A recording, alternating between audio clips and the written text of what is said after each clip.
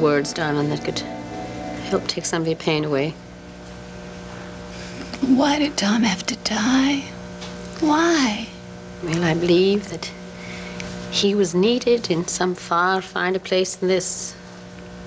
That doesn't work for me. I know, dear, I know.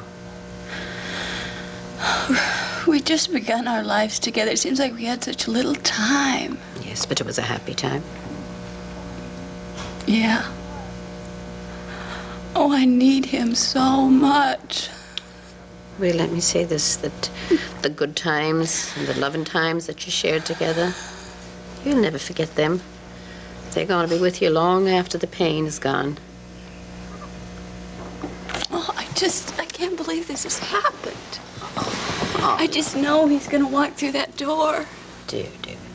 He's not dead. He's not. I know he's down by the river jogging, or he's working out at a gym. I just want him to come through that door and bounce and swing me like he used to. Yes, he was so full of life. He was. He was, May. Why did he have to die? Why? Oh, dear. I know this is a terrible tragedy for you, but you've got to take comfort in the knowledge that he had the best medical care he could have had. Roger saw to that. You've got to know that. I know. Roger was wonderful.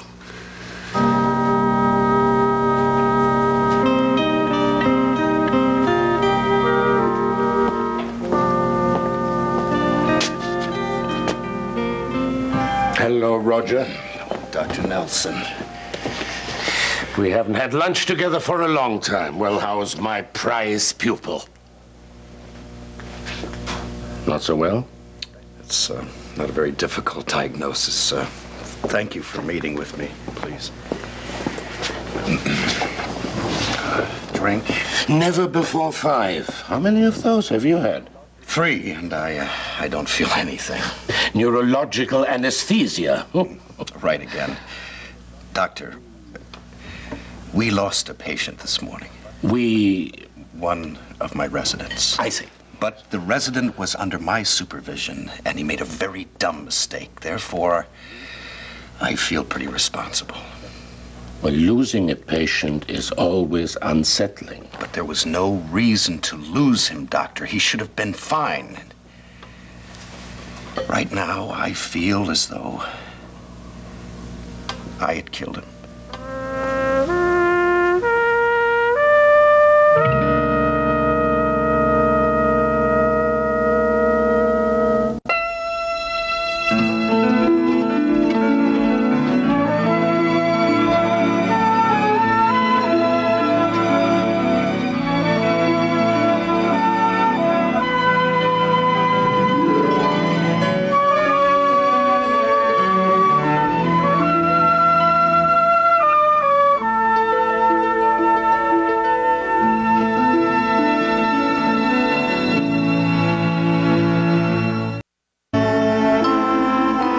Why don't you give me a clinical account of the case so that we can get a better perspective on the situation? Okay. The patient was 30 years old, male, in excellent health. Now, about 6 months ago, he had a benign tumor removed from the base of his brain. He fully recovered, and that problem was in no way connected with his death. Well, that's a good start. Now, approximately at 9 o'clock last night, he had a piece of apple lodged in his trachea. He became dizzy. He fell, hitting his head and neck. I understand. Now, the patient was the resident's brother-in-law. You're not trying to tell me that your resident tried to take care of him himself? There was no choice. The original accident happened at home. Now, he tried the Heimlich maneuver to dislodge the apple from the trachea, and which he did. Now, the patient was still dizzy and confused. The resident took him to the hospital for x-rays. Now, the resident's sister, the patient's wife, wanted him on the case. I see. Doctor, I saw those x-rays myself, and they didn't show anything. A slightly displaced trachea, but the head was clear. And there were no complaints of a headache? None. Not then, anyway. He mostly complained about his neck, and he was very anxious about a meeting he was to attend today. All routine tests were administered? My resident put him on a saline drip, ordered regular care through the night, every 4 hours. But in the middle of the night? The nurse called. The resident said the patient was not sleeping well. He was feeling a little worse. The blood pressure was climbing, the pulse was faster, but nothing dangerous. The nurse mentioned anxiety and a headache. And your resident was half asleep? He was distracted by his wife. I didn't think about the headache. He missed it. It's on those occasions when I'm glad that I'm teaching medicine, not practicing anymore. It's a mistake that could happen to any of us. 4 hours later, when the nurse made her next check, it was too late. The patient was on his way out. Head injury not noticed by the X-rays, a saline drip which shouldn't have been given, and a check every 4 hours, which was not often enough. That's about it. It's a terrible combination of events, but it's nothing that you should feel guilty about. I hope you've tried to reassure your resident. I did, but he was taking it pretty hard because of his sister. Yes, but from the medical point of view, he's in no trouble whatsoever. Unfortunately, Doctor, that is not the whole story. At the thought of having to tell his sister that he had killed her husband, he changed the medical records so none of his mistakes would show. Oh, no, he didn't. He changed the IV to cover his mistakes, and he wrote in that the patient was to be monitored every hour in case of a head injury. Oh, no wonder you're upset about this. It's terrible to lose a patient, but now I have a doctor whose career is in jeopardy. Of course, you have no choice. Choice? You have to report him. Changing medical records is extremely serious. He could lose his license. It is a very sad business, but there are no alternatives. I suppose not. Well, once you have done it, you'll feel better. Now tell me about your family. How's that pretty sister of yours? Faith, I think you call her. Faith? Oh. She's fine. Just fine.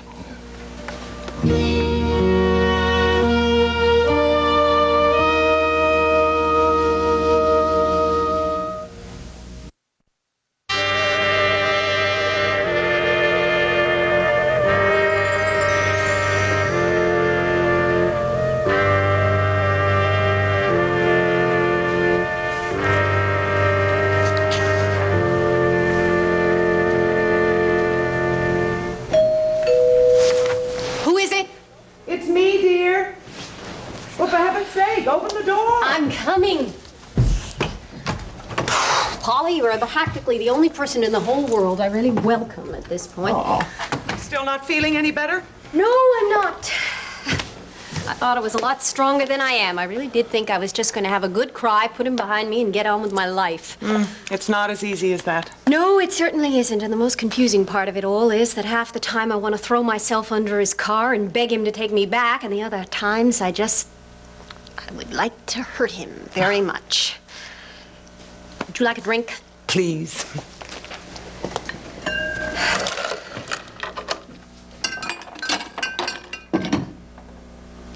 Ray? Are these what I think they are? I've had several sets made up. You're not going to show these to anyone. I've been thinking about it, yes. No, Ray. That would be a terrible thing to do. You'd destroy him politically. Unless we reverted to a more permissive time when I wasn't looking. No, I think we actually would. End his career in the United States Senate. That's why I've been sitting there hesitating. Oh, my, you're even angrier than I thought. Well, we had this rather irritating little interview this morning. All about that photographer that I've had following them around. Was that you? Are you responsible for all those embarrassing pictures of Frank and Jill that have been popping up in the paper? That's very naughty. He's made me the subject of gossip up and down the entire eastern seaboard. I see no reason why I shouldn't return the compliment. Well, isn't it doubly humiliating for you? I don't know. I really don't know, Polly. All I know is that I am hurt and I'm angry. Obviously. He arrived this morning at dawn to inform me that he and Jillian will go on together no matter what. He really thinks he's going to walk through all of this. No matter what the scandal caused by his liaison with Jillian, they are going to go riding off into the Washington sunset together, and then he'll turn up 5 years from now, ready for re-election. Oh, 5 years from now, you'll be with someone new, and if anyone asks about Frank, you'll say, Frank who? No. No, I'm not getting over this one that easily, Polly. It's not just another one in a long string. Oh, dear, I'm sorry. Do you know what makes me the angriest about all of it? He wants to give her everything I worked so hard to give him. She is going to be the senator's wife. She is going to live with him in Washington. She is going to make a family with him. You weren't going to make a family, and you know it. Don't be so sure of that. He almost had me sold. Ray, don't do this. Can't bear it. Just can't bear it. He wants to share the fruits of everything I labored for with her. Don't worry. I really haven't made a decision yet. You're lying to me. Paul, I said don't worry. Something's up. You're up to something, and I want to know what. Polly's. We have been through so much together, Ray. Have you forgotten it was I who removed Samuel Addison Snow's body from this apartment? All right, you saved my life. Then trust me now. I have been thinking of sending an entire set of those papers to Jack Finelli, along with a little note explaining that he has exactly 48 hours in which to expose his brother-in-law, and after that I'll be sending out some other sets. Well, that will certainly pay Frank back. And then they'll come straight to you. And I'll deny it, and I'm a good liar. All right, look, if you must do it, couldn't you at least find some way to do it so the blame would be put on someone else? It's a very nice idea, love. Unfortunately, there are very few other people who want to see Frank destroyed. Well, surely he has enemies. Well, a politician without enemies isn't trying. Yeah, nobody who... Oh, my. What? Yeah, Polly, you really are a genius. Yeah, well, I learned to read before the first grade. Jillian Coleridge Bolak, who wishes to become Mrs. Senator Ryan, has been terribly upset about all the bad publicity lately. No, and well she should. Standing in the doorway in her negligee while he bids her a tender goodbye. As a matter of fact, after one very unnerving incident, she's been quoted as saying that she hates politics and wishes that Frank were out of it. Don't do it, Ray. I wonder how he'd feel about his own true love if he thought that she had given these papers to Finelli. Look, I know you can get Frank Ryan into trouble with these, but I just can't believe you won't get yourself into trouble as well. The only person besides you who knows about my dealings with Snow is Roger Coleridge, and he's very easily handled. I understand how hurt you are. I understand how bitter you are. And of course the urge to retaliate against Frank and Jill is perfectly natural, but please, please don't do it, Ray. It's very, very wicked. He's laughing at me, Paul. And he wants to share my kingdom with her, the kingdom that I built. Now that hurts. And I'm gonna do something about it. I've got to.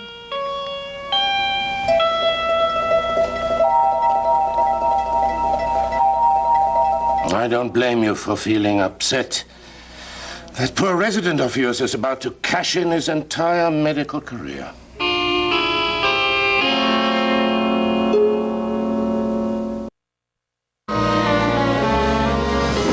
Might go easy with those. It's still early in the day. I'm still not feeling anything. Thank you for meeting with me. Well, I hope I was helpful. Roger. Hello, Seneca.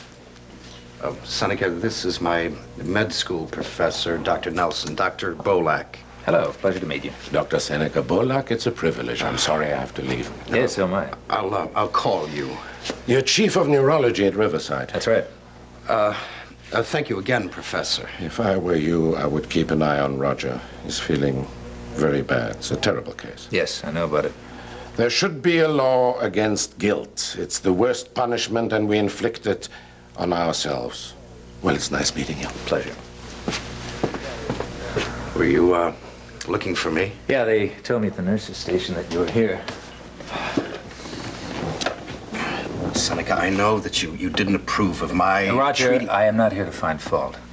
You're not. Now, we both know that treating a member of your own family is not a good idea. However, when it came to Tom, you were perfectly responsible. Faith wanted me to look after him. Completely understandable. I did a terrific job, too, didn't I? Hey, come on, Roger. What's that all about? I guess these are getting to me. Like you did everything you could. Yeah, I did my best. Losing any patient is tough. Losing your sister's husband is... But my best wasn't enough. Wait a minute. Is there something I don't know? What? Well, you're not usually carrying around this guilt. Well, he was my sister's husband. Look, Roger, it was a mistake that anyone could have made. Because it was Tom, I was extra careful. I put him in the hospital as a precaution. I ran the tests. I had the x-rays taken. I saw the x-rays. They were negative.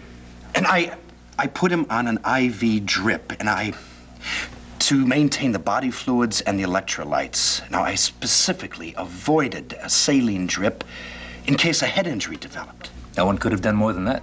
Now, the nurses were instructed to check on him every hour. Hey, take it easy, will you? Well, you were asking if there was anything you didn't know, and I was filling you in. Yeah, well, you don't have to give me a complete medical history, Roger. I believe you. And the records will back me up. Roger, nobody is questioning you. Nobody's talking about looking at the records. Look, the whole thing is just a damn tragedy. Yeah. I mean, it's tough on the whole family. It's tough on Faith. It's tough on you. On Jillian. She has her hands full already. You saw the newspaper photos? Yeah. Tell me, Roger, do you think there's a chance that, I mean, with the embarrassment and the obvious fact that the press isn't going to let up, that, well, maybe Jill would have second thoughts about herself and Frank? I'd like to tell you there was a chance of that, but, Not likely, huh? Not very. She's a strong lady, and she'll hang in there. Yeah. You do know I'm taking the afternoon off. Yeah, I assumed as much. You're entitled. Thanks. Well, it's a damn sad business, Roger, but look, don't blame yourself and don't worry. I'll try not to. You're a fine doctor with a fine record. You've nothing to worry about. I'll try and remember that.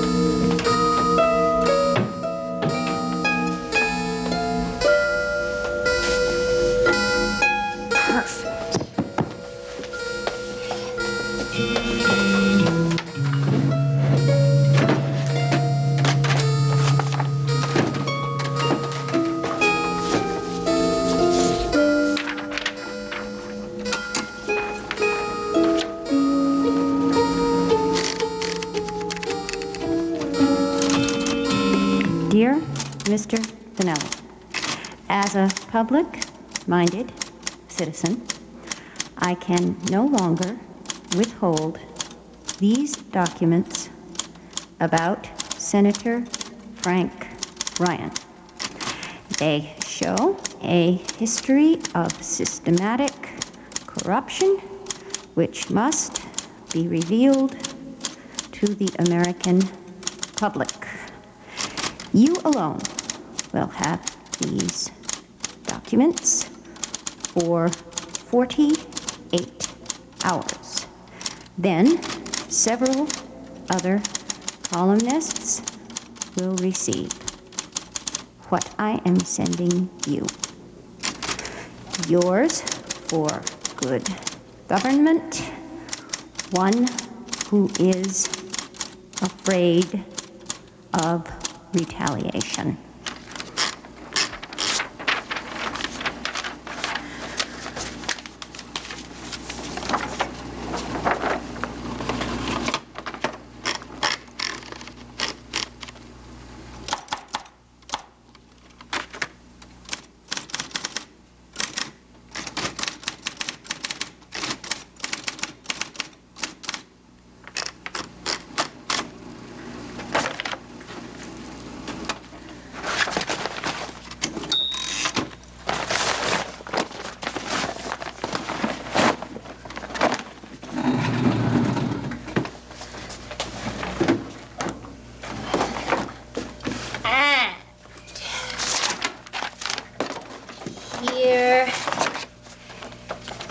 Here's your evidence, Mr. Finelli.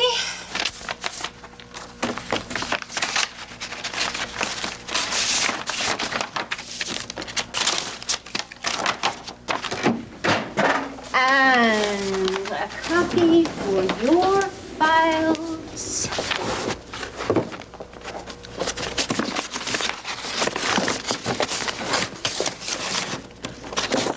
Ms. Coleridge. Wow. Now, I would just love to see the warm and wonderful Ryan family deal with this.